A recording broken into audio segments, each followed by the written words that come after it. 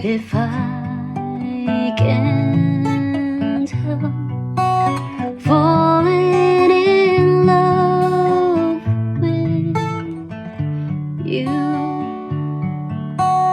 like a river flows surely to the sea, darling, so it goes. Some things are meant to be.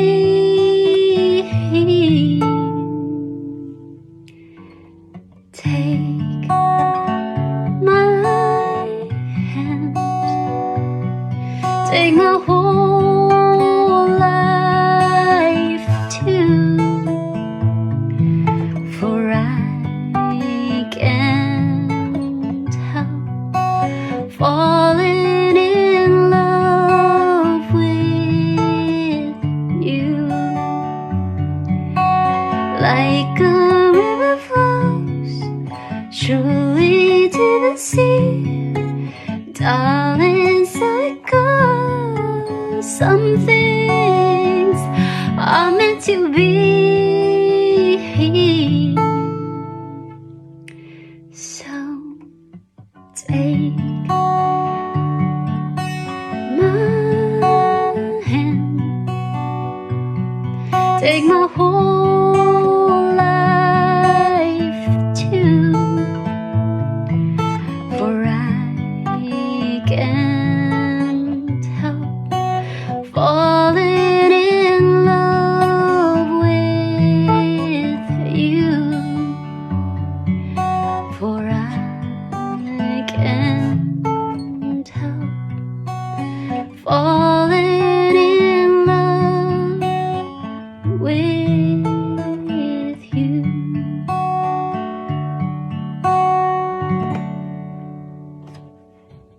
Hi, and thank you so much for joining me. If you're new to my channel, hi, I'm Kat, and I like to talk about true crime, conspiracies, and all sorts of related things.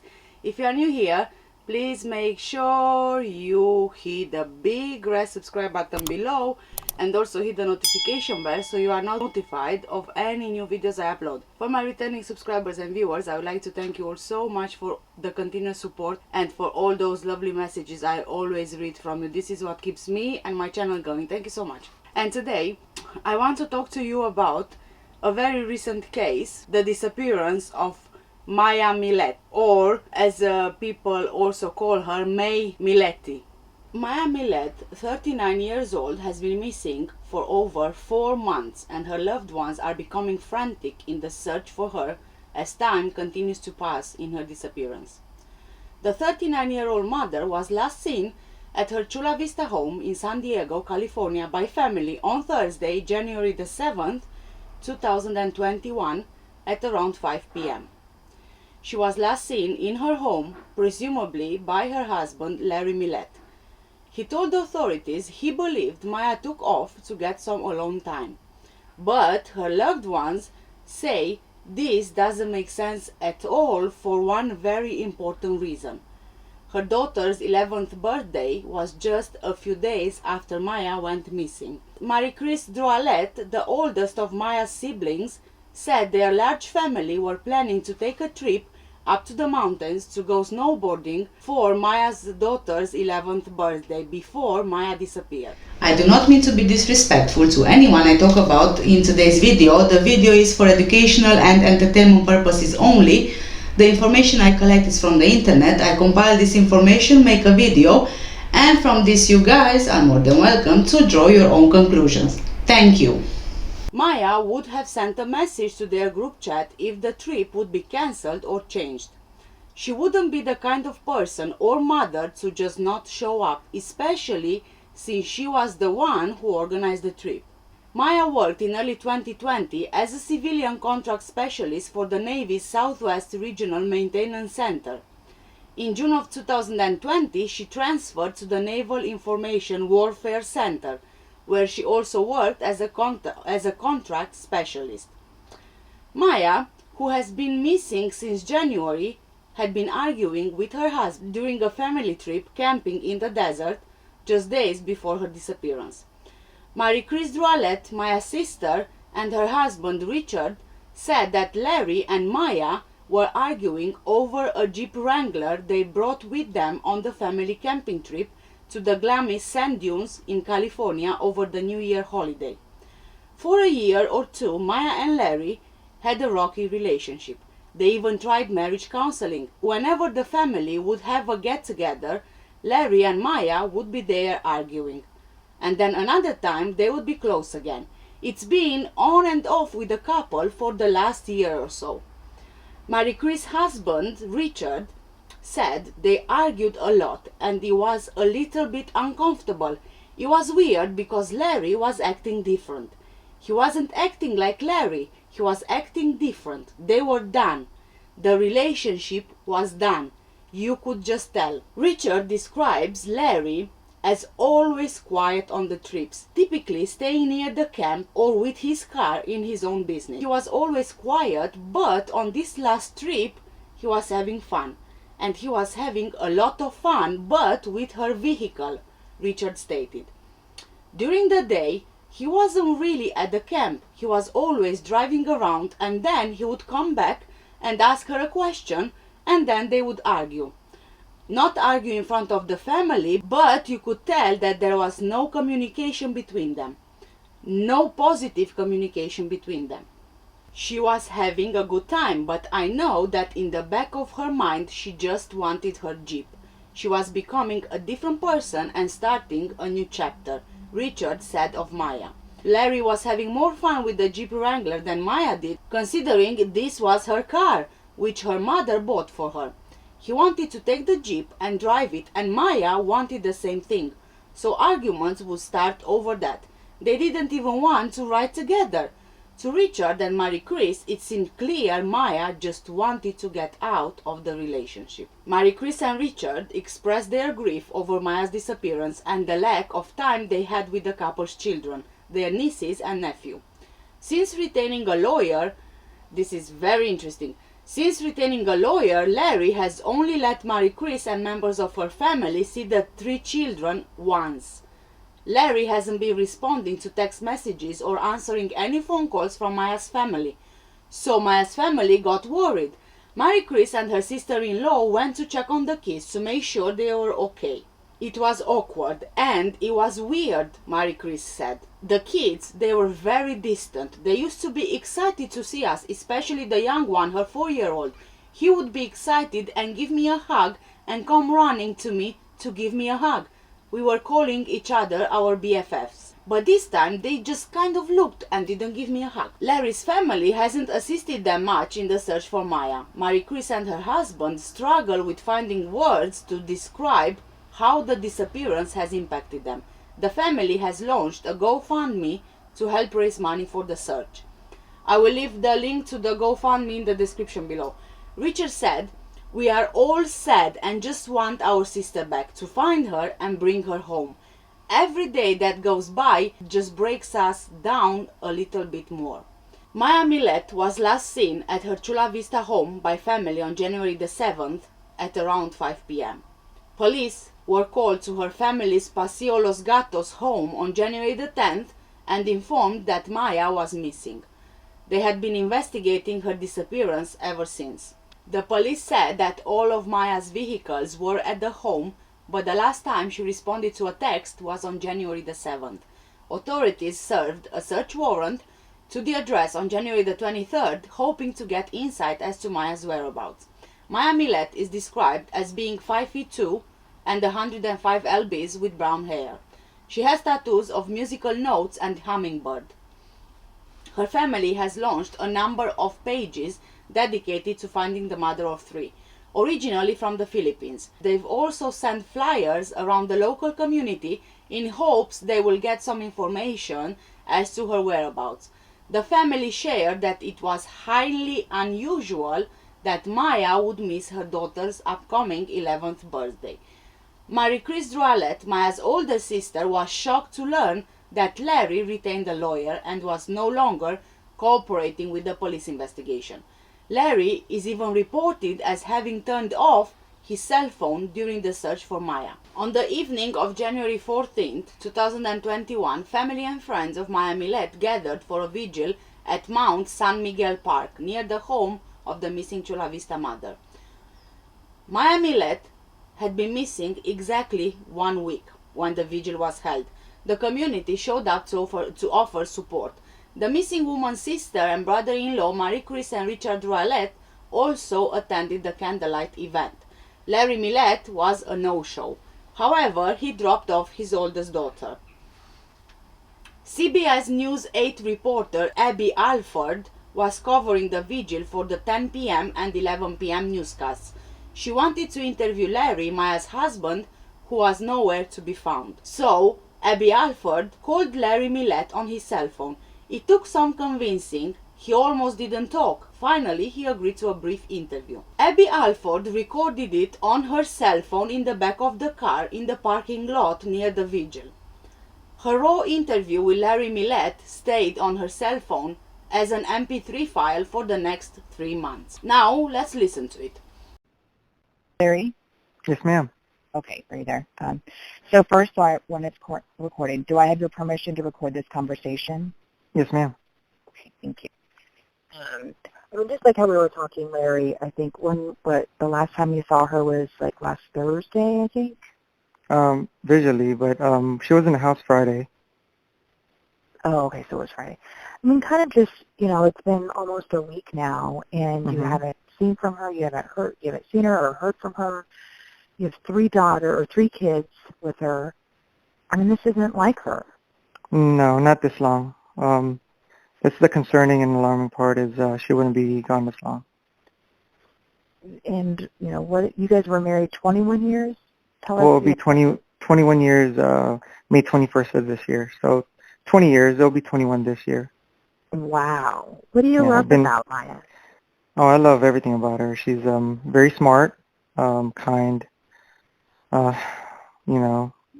basically just herself, her personality, her smell, just everything. And probably her love for life. She loved to hike, right? Oh, yeah. She, just her outgoing personality. And probably a great mom. Oh, yes, she is. So, I mean, what do you think happened? I mean, there's no reason that you can think of, why she wouldn't be here for her kids. She wouldn't miss her daughter's birthday. I don't want to speculate. There's a lot of speculations, and, people kind of like throw these, speculations out. But right now, I just want to focus on how, to get her back home safe and sound, and, that's it. And then have police given any indication at all about where she is? No, right now, but they, I have full confidence in, like I said, the CVPD and the Navy, because they put maximum resources on our case. So, this is what they do. This is what they do best. I'm pretty sure that, they're going to do their job, and that's why I'm really hopeful and confident that, things will work out. How are your kids taking it? That's my main focus for now. That's why I'm very thankful for my sister-in-law, Maricris, because she's handling all this media attention. She's actually doing everything that I should be doing, out there. But at the same time, I'm just making sure, it's as normal, like a normal day for them. They do their school. Their main routine is just kept. And I've been doing this for a while since she's been missing, and they're still happy-go-lucky most of the time. I know they sense something is wrong, but I minimize that. They don't really understand the gravity of it, but I know my 2 oldest, kind of like sees it. But I try to minimize the impact that it has on them. But although even though I'm trying to do that, I notice, there's, they know what's going on. Mm-hmm. Well, yeah, because they were down here at the vigil, weren't they? Yes. I had my oldest down there for a little bit, and then my second youngest had tutoring, so I had to get her to come in, and then they had piano today, which they missed because I allowed them to go to the park. So I was like, wow. And when I got to see a little bit of it, I was just overwhelmed and thankful for all the support. I was like, this is, for my wife Maya, and it's, strangers, but, most of the time on TV, I mean, you see all the bad parts, but you don't see all the good parts where, there's still good people out there, and they really do care. I know. It's like, you said you didn't come just because you had to, was it just like for privacy reasons or? Yes, ma'am. Yeah, just, again, I'm not like that person to like basically, go out there, but, I don't know, I just want to make sure it's focused on my wife, finding my wife, nothing else. And I just don't want any distractions from that. Okay. Well, Larry, thank you so much. And like I said, I'm hoping, with this story, hopefully it can be out every day. And with Yes, ma'am. the individual, just to continue, to see if there's any kind of sightings. Because, yeah, police say that there's been, like, no digital footprint of her at all, which is really odd. Police just say that there's no crime at all. But it's like, where the heck is she? Yeah. And that's the disheartening part. The disheartening part is, it's been really a really long time, and this is, it's the, I don't know what to think about that. It's just surreal, basically. That you see this stuff on the news, but you don't know how it is until it happens to you. So. Do you think people are unfairly, questioning you or suspecting you? No, I mean, they got to do their job. I understand. So, whatever it takes, they have to, look at any lead or, basically they just got to cover all the protocols and steps. So, it's part of the job, I guess. What about the public that don't even know you, that think that? Yeah, that's the thing about the media part. It's upsetting sometimes that people make implications, and it's without even asking, like domestic violence. I'm like, really? Like her brothers are here, her three brothers, and they know our relationship. I've always been open to the family about our relationship, and they know I've never touched a sister. So they're like, yeah, the media is. Sometimes they don't get their story straight before putting it out there, or it's just maybe unresponsible journalist or whatever. But we get it. I mean, whatever makes the biggest impact to get the story or get the viewer's attention. So again, it's a double-edged sword. You get the viewer's attention, you get their interest, and you get the story out. They're like, oh, I'm interested. Now they're following it. And I'm thankful for that, because whatever promotes helping find my wife Maya, whatever it takes, basically. So like my sister-in-law said, she doesn't care what it takes, just as long as she comes home safe. And I agree. And so, you know what, you just do what you got to do, and even though, some of it's not all good, whatever, like I said, whatever it takes to bring her home, it's you do what you got to do. And Maricris, she's really, really doing it. Like, she's out there talking to all the media, getting it promoted. So, hopefully we get some kind of tip or help and, get her back home. Well, thank you, Larry. I appreciate talking to you, and thank you for talking to me about her. And like I said, I hope we can just keep this story out here. Okay. Thank you, Abby. Hopefully. Appreciate it. All right. Thank you, Larry, and try to get some rest if you can. Yes, ma'am. Good night. All right. Good night. Bye. Maya Millette remains missing, but a lot has changed since her husband spoke to Abby Alford on January 14th. Evidence in the investigation has been leaked, including surveillance audio. Search warrants have been issued, including at least one served on Maya Millette's house on Paseo Los Gatos in Chula Vista. The 8 loud bangs recorded in Maya Millette's neighborhood on the night she went missing have been identified as gunshots by a forensic audio expert. Let's hear what Brian Neumeister, CEO of USA Forensic LLC in Phoenix, Arizona, had to say about the audio recorded. It's just going to be a matter of plodding through it. It is not like you'd see on TV where somebody pushes a button and it just happens. It's manually going through it bit by bit. Brian Neumeister is CEO of USA Forensic in Phoenix, Arizona. They are gunshots. I don't have a question about that. They do sound like they're indoors. At least the first few of them. I haven't analyzed them completely, but it definitely sounds like it's inside a house. The audio expert received the recording over the weekend from an attorney working with the family of Maya Millete. Just having done some of the gunshots, the way it peaks so quickly, and just the sound of a gun after doing 41 years of this, it's fairly easy to recognize. It's going to take about a week for Neumeister to fully clean up the audio. I'm going to be able to clarify, get rid of all the background noise, that sort of thing, and clarify what is there. If there's somebody like a human voice, I'll be able to spot that quite easily. Even if it's buried, I'll be able to bring it out.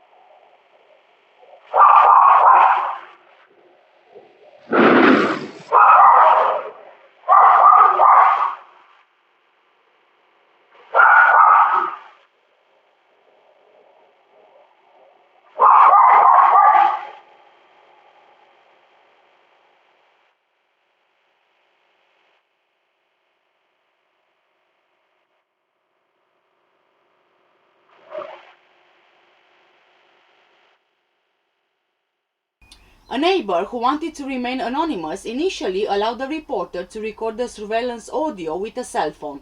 News 8 released that audio on April the 8th, and the recording included 6 of the initial shots.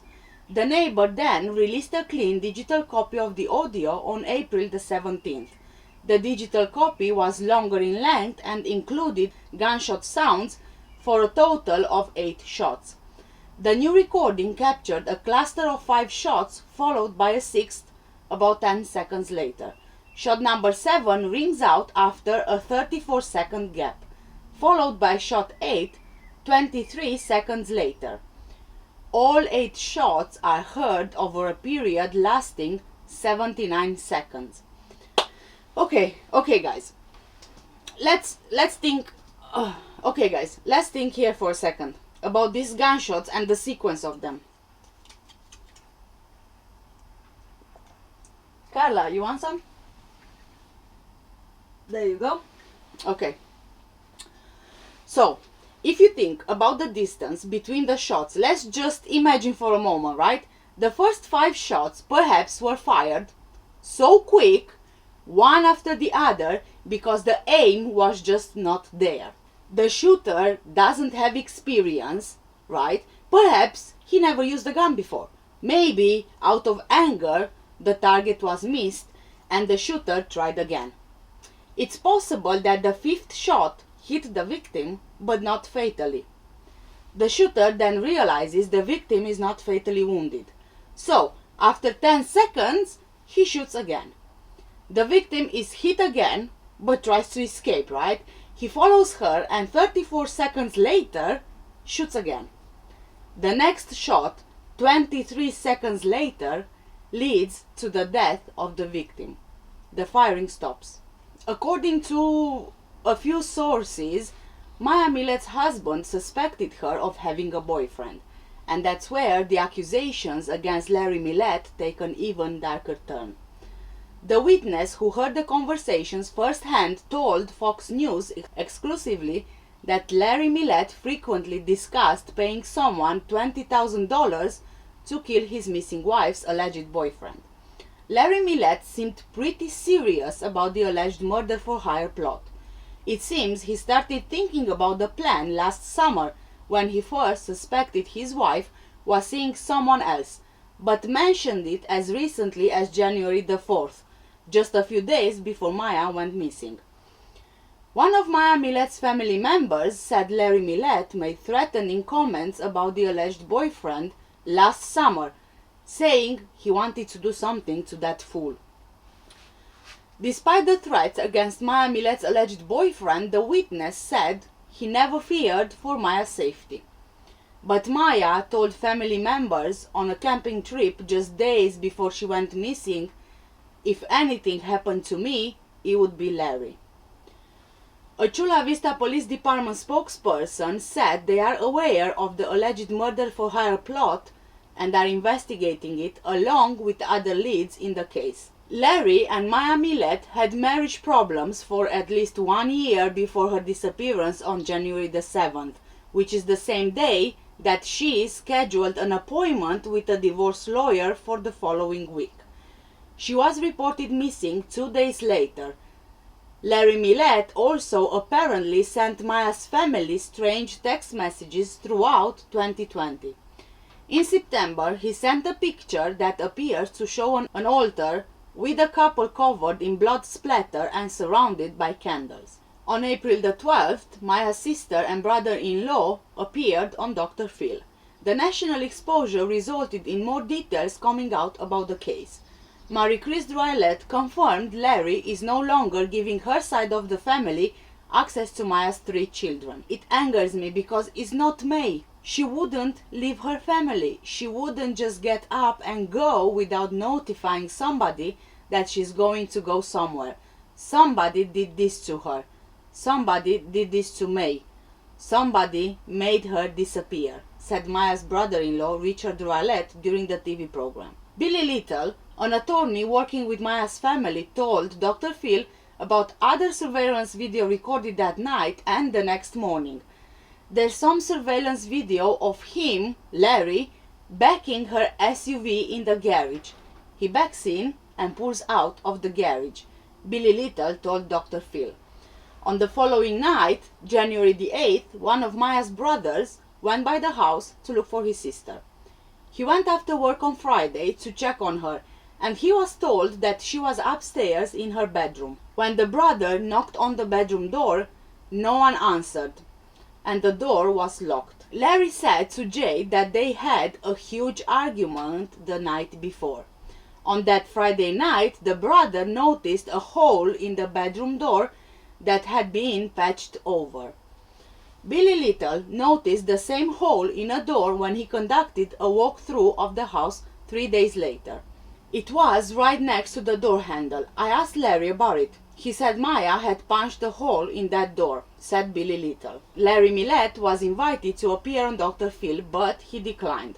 He has not been named a person of interest or a suspect in the disappearance of his wife. There are new developments in the case of Maya Millette. Investigators seized guns and other evidence from the home of Maya's husband's aunt and uncle. The Encanto home in the 7100 block of Maricris Drive is within San Diego city limits.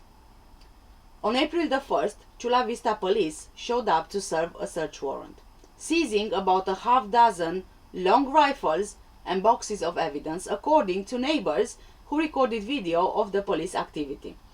The video showed both marked and unmarked police vehicles parked in the street and investigators putting evidence into a van.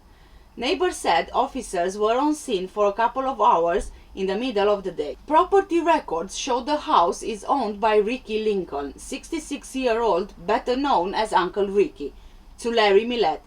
Larry's aunt, Katie Lincoln, also lives in the house, according to Billy Little, the attorney working with Maya's family.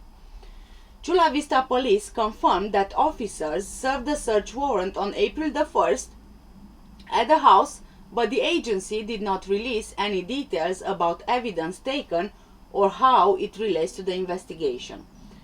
Ricky and Katie Lincoln have not been named by CVPD as suspects in the case. No one has been arrested. Investigators have said they are reviewing surveillance video from the Chula Vista neighborhood near Paseo Los Gatos, where Larry and Maya Millette lived with their 3 children, aged 4, 9, and 11. According to the divorce lawyer, Maya wanted to have the birthday celebration first. Her daughter's birthday celebration was on Sunday, so she wanted to wait. But Maya disappeared and stopped responding to texts that day while planning for her eldest child's 11th birthday. Maricris also said her sister asked her for $10,000 that same week. Maya's identification, credit card, and phone are missing. However, her credit card has not been used since her disappearance, and all calls to her phone have gone straight to voicemail. Maricris Drouaillet and her husband Richard have expressed concern that police haven't been doing enough. It doesn't add up. They have camera surveillance from all the neighbors. They said they have over 100 hours to review, and 3 months later, you're still looking at those 100 hours reviewing those videos. Something's got to give, Richard said. On 21st of April, it was reported that 4 law enforcement agencies are part of a new working group formed to investigate the case of missing Maya Millette. Chula Vista police are now working with the FBI, the San Diego County DA's office, and the Naval Criminal Investigation Service. CVPD also confirmed that detectives are aware of 8 loud bangs recorded in the neighborhood on January the 7th, the night Maya went missing. Chula Vista Police Department did not receive any report of gunshots during the night in question, and these bangs were discovered by investigators early on in the investigation. Officers now have served 16 search warrants in the case, including one on April the 1st at the Encanto home of Larry Millette's aunt and uncle, Ricky and Katie Lincoln. Another search warrant was served on January the 23rd at the Millette house on Paseo Los Gatos in Chula Vista, more than 2 weeks after Maya went missing. Officers seized the family's black Lexus SUV with a personalized license plate that reads Meilani. One of the neighbors' surveillance videos show Maya leaving the house. So, Billy, tell us about that. How much of this coverage were you able to see, and nobody saw her leave the house? No, there's some surveillance video of him backing her SUV in the garage. He backs in and pulls out of the garage. Never seeing him get in or out of it. There's some other surveillance video which I've seen clips of, but I haven't seen the whole video, that shows him coming and going at, I believe, odd hours of that night. May's cell phone had not been found. The tracking device in the Lexus has either been disabled or didn't work. I believe the police have the SUV in custody. So he backs in, pulls out, but none of the cameras show May leaving the house. Billy says Larry told him he's been shooting the past several days and possibly would have gun residue on his hands. What the hell's he talking about now? What's he saying? So before I went in the house, I had spoken with a few witnesses, so I knew that he was looking for gun cleaning equipment. So I went in under one of the assumptions that he had shot her. But I went in, when I was looking around, I was looking for something that looked like a crime scene that involved a gunshot. In fact, I didn't see any blood. I didn't see any freshly repaired paint on the walls, the sheets, the carpet. None of that looked like it had been steam cleaned, which is something people do when they get blood on the carpet.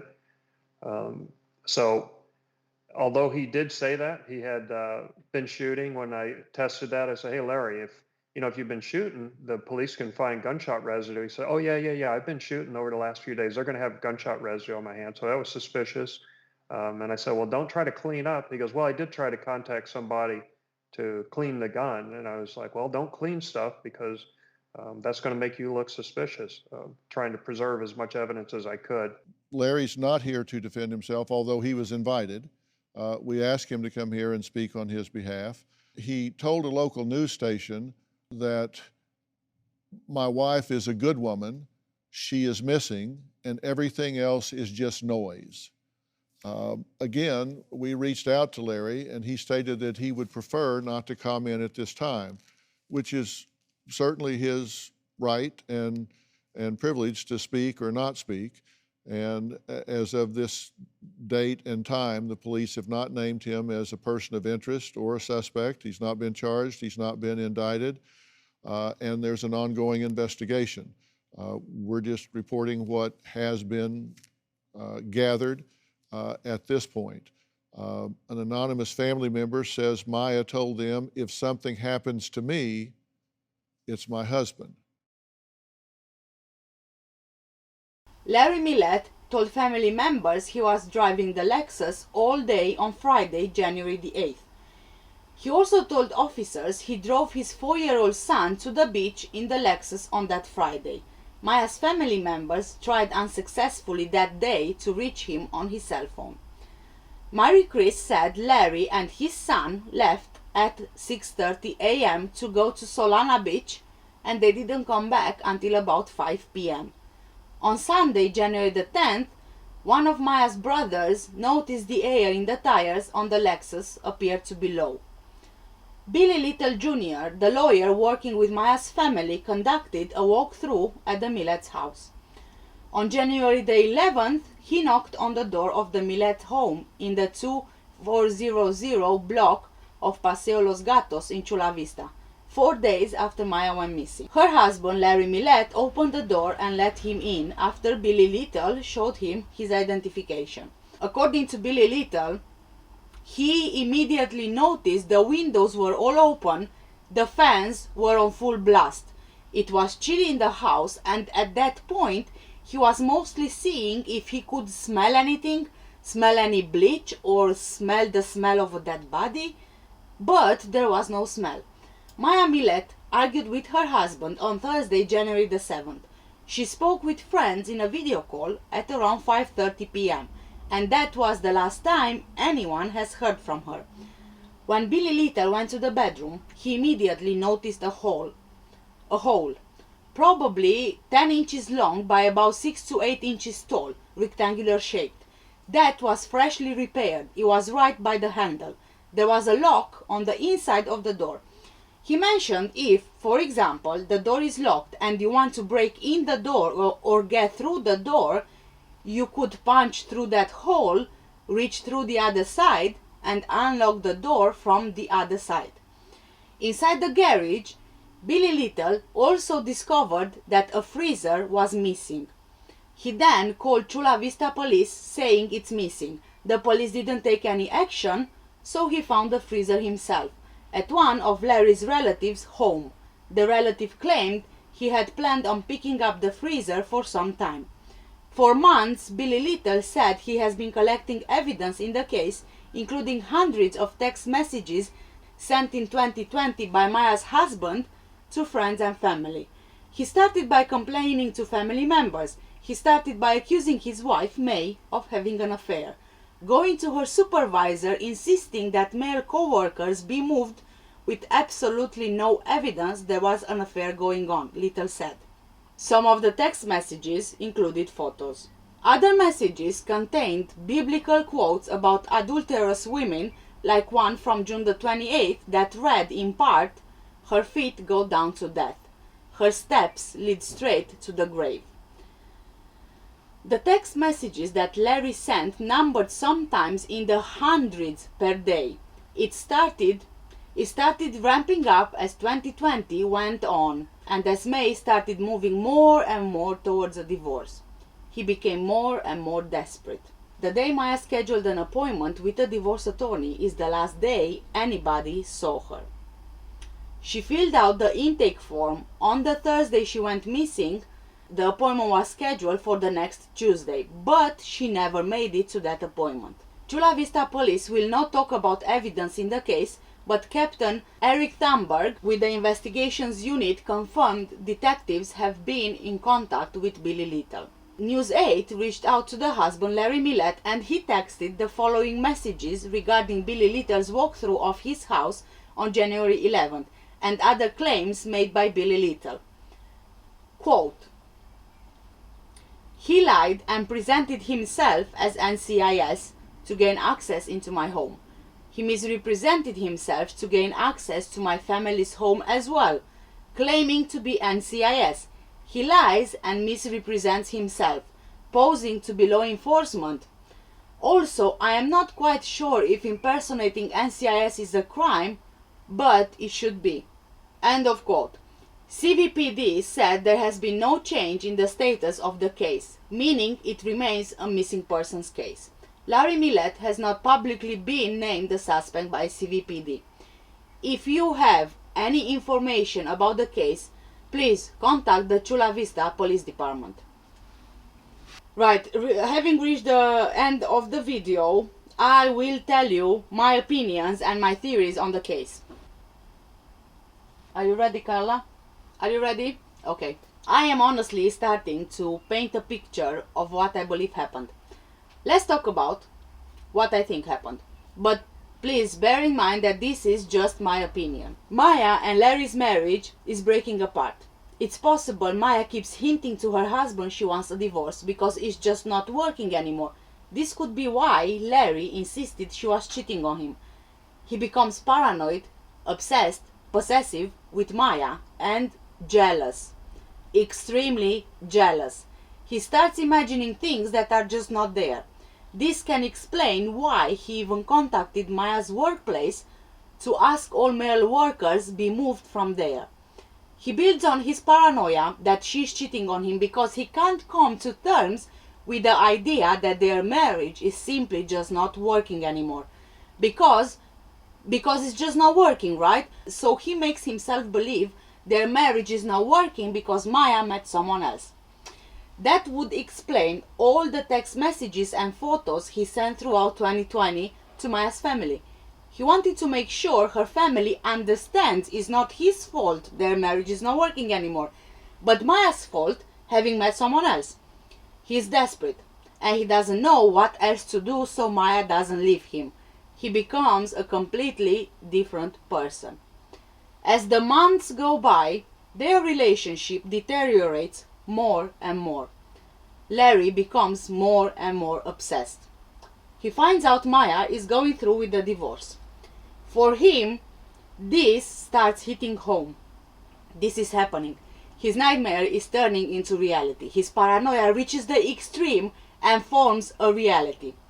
Maya goes through with the divorce because she has someone else. This is what I believe is going through his head. Only hearing about the appointment being booked or Maya saying it was enough to set him off and for hell to break loose. I think that they have an argument, it escalates, Maya is scared of him, locks herself in the bedroom, he wants to get in but doesn't want to scare the kids by kicking the door open, so he makes a hole in the door to reach the handle on the inside. He must have had a gun there somehow, borrowed or maybe taken from somewhere. I mean, this guy right now is angry. He's raging, right? He can't control himself anymore at this point. So he grabs his gun and starts shooting in a frenzy. 8 gunshots. And maybe only one killed Maya. Was it a struggle for the gun? I'm not quite sure. I do believe, however, that only the last shot was fatal. That's how he stopped. So now, having done what he did, in my opinion, he only just realizes what happened.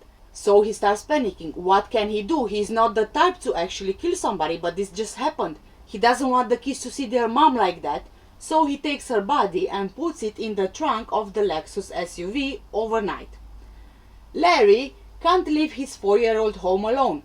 So he takes him in the Lexus and they drive to Solana Beach. Maya is in the trunk, the 4-year-old doesn't see her.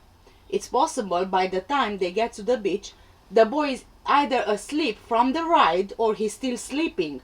and that's when Larry disposes of Maya's body somewhere in that area. It was early in the morning, so there wouldn't be so many people in the area. What bothers me, however, is why would they spend most of the day there? I get it's California, right? But still, it was like 10-15 degrees Celsius in January. You wouldn't have sun and fun a whole day in that month. I think that he cleaned the house after. That's why all the windows were wide open when Billy did the walkthrough of the house. It's been already 4 days. In that time, any smell of bleach or cleaning product would go away with constant airing of the house. The only thing I can't quite figure out is, where were the kids when it happened? If there were gunshots, didn't they hear them? Or were they too scared to check what's happening? Were they already used with the constant arguing and maybe just covered their ears so they don't hear a sound? Then, on the Friday, when Larry said he went to the beach, where were the other two kids, the 9 and 11-year? They were left home alone to get ready and go to school and then return from school? As far as I am aware, schools were open in January, or am I missing something here? Then this could also explain, look, this could also explain why the kids, they've been acting really distant with Maricris when she went visiting. It is possible that they heard these gunshots. They are not saying anything to anybody as far as we know, but they are very scared.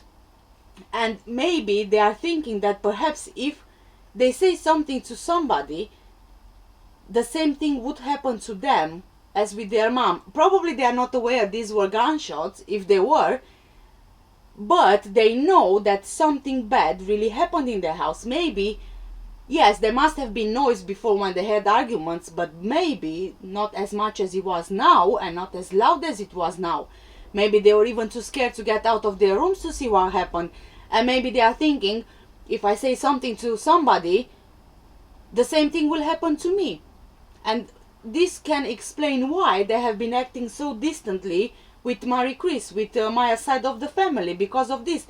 It's also possible that somehow Larry, to stop them from talking, they said, look, if you say something to Maya's family, if you say something to Maricris, your aunt, or I don't know who, the same thing will happen to you as it happened when you heard it. But honestly, I'm not so clear on this, because to me, Larry doesn't seem the type of person to have, I don't know how to explain it. He wouldn't have planned to kill his wife. This was done in the rage of the moment.